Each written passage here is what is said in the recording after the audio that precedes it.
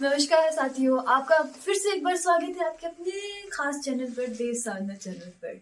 आज हम जिस परोपकारी कथा के बारे में मैं आपको सुनाने जा रही हूँ वो इतनी प्यारी, इतनी परोपकारी कथा है जिसको सुनने के बाद आपका मन बिल्कुल शांत हो जाएगा, मस्तिष्क एकदम धारण शांत हो जाएगा और मन एक काम पर लगने लग जाएगा और आपकी मन वांछित सारी की सारी मनोकामना पूरी हो सकती है।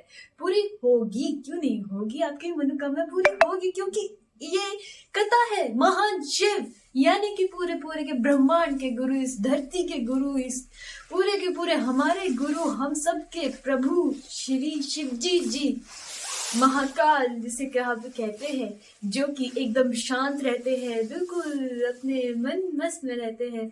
और उनकी धर्म पत्नी यानी कि माता पार्वती जी की ये परोपकारी कथा है। इस कथा में हम आपको बताने जा रहे हैं कि माता सती का कैसे जन्म हुआ। दक्ष प्रजापति की सभी पुत्रियां गुणवती थी, फिर भी दक्ष के मन में संतोष नहीं था। वे चाहते थे कि उनके घर में एक ऐसी पुत्री का जन्म हो जो सर्वशक्ति संपन्न एवं सर्वदर्शी हो। अतः दक्ष एक ऐसी ही पुत्री के लिए तप करने लगे। तप करते करते अधिक दिन बीत गए तो भगवती आदा ने प्रकट होकर कहा, मैं तुम्हारे तप से प्रसन्न हूँ। तुम किस कारण तप कर रहे हो? दक्ष ने तप करने का कारण बताया तो माता बोली, मैं स्वयं पुत्री रूप में तुम्हारे यहाँ जन्म धारण करूंगी। मेरा नाम होगा सती।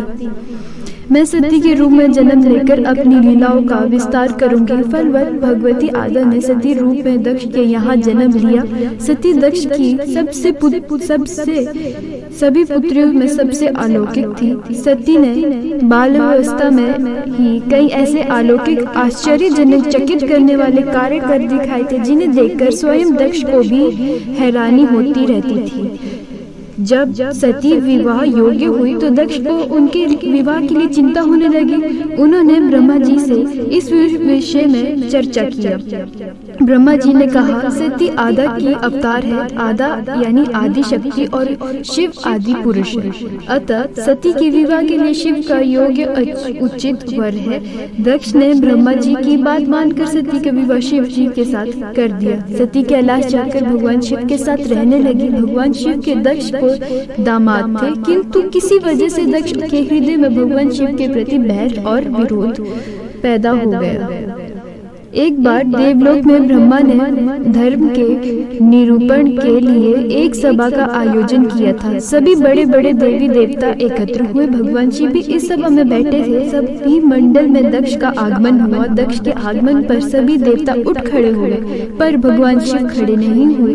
उन्होंने दक्ष को प्रणाम भी नहीं किया। फलवत दक्ष ने अपना अपमान अनुभव किया। केवल यही नहीं, उनके हृदय में भगवान शिव के लिए प्रति ईर्ष्या की आग जल उठी।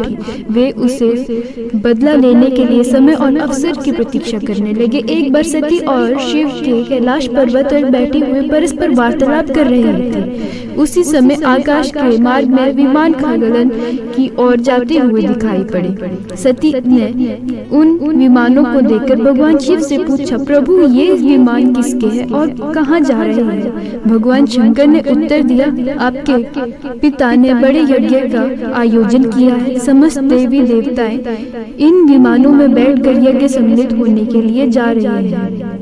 इस पर सती ने दूसरा प्रश्न किया, क्या मेरे पिता ने आपको यज्ञ में सम्मिलित होने के लिए नहीं बुलाया? भगवान शंकर ने उत्तर दिया, आपके पिता मुझसे बैर रखते हैं, फिर वे मुझे क्यों बुलाने लगेंगे?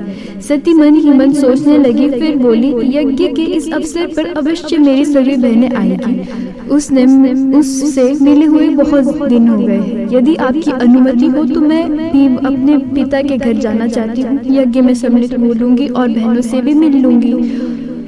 भगवान शिव ने उत्तर दिया, इस समय वहां जाना उचित नहीं होगा। आपके पिता मुझसे बैर रखते हैं। हो सकता है आपका भी अपमान करे। बिना बुलाए किसी के घर जाना उचित नहीं होगा।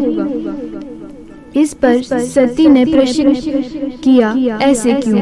भगवान शिव ने उत्तर दिया, विवाहिता लड़की को बिना बुलाए पिता के घर नहीं जाना चाहिए, क्योंकि विवाह हो जाने पर लड़की अपने पिता की पति की हो जाती है। पिता के घर से संबंध टूट जाते हैं, लेकिन सती विरह जाने के लिए हट करती रही, अपनी बात बार बार दोहराती रही।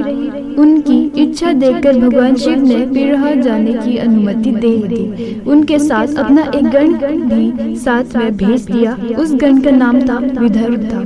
सती विदर्भ के साथ अपने पिता के घर गई। घर में सती से किसी ने भी प्रेम पूर्वक वार्तालाप नहीं किया। दक्ष ने उन्हें देखकर कहा, तुम यहाँ मेरे अपमान के लिए करने के लिए आई हो।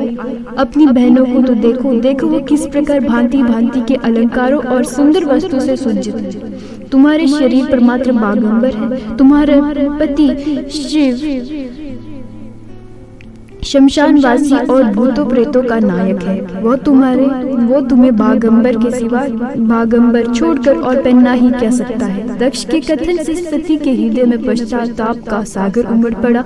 वे सोचने लगी, उन्हें यहाँ आकर अच्छा नहीं किया। भगवान ठीक ही कह रहे थे, बिना बुलाए पिता के घर नहीं जाना चाहिए।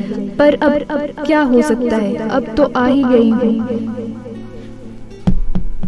पिता के कटु और अपजनक शब्द को सुनकर सती माँ मौन रही।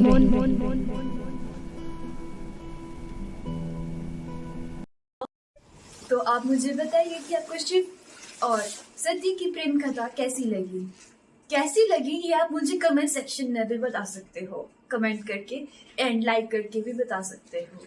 और मेरे देव साधना चैनल यानी कि यूट्यूब चैनल को सब्सक्राइब कर दीजिए। और फेसबुक पे मेरा account Shanvi Sharma and Facebook page Shanvi Sharma, ये बहुत एक ही नेम से कनेक्ट है। एंड इंस्टाग्राम आईडी पर आपको शर्मा शानवी 1 करके आपको वहाँ पे लिखना होगा और मेरी आईडी आ जाएगी। उसमें आपको ऐसी ही कथाएं बहुत सारी मिलेगी।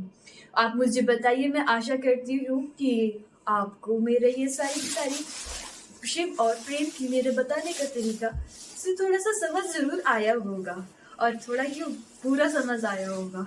तो आप मेरे साथ ऐसी कथाओं को सुनने के लिए मेरे साथ बने रहिए। मैं आपको ऐसी कथाएं और भी सुनाऊंगी। धन्यवाद।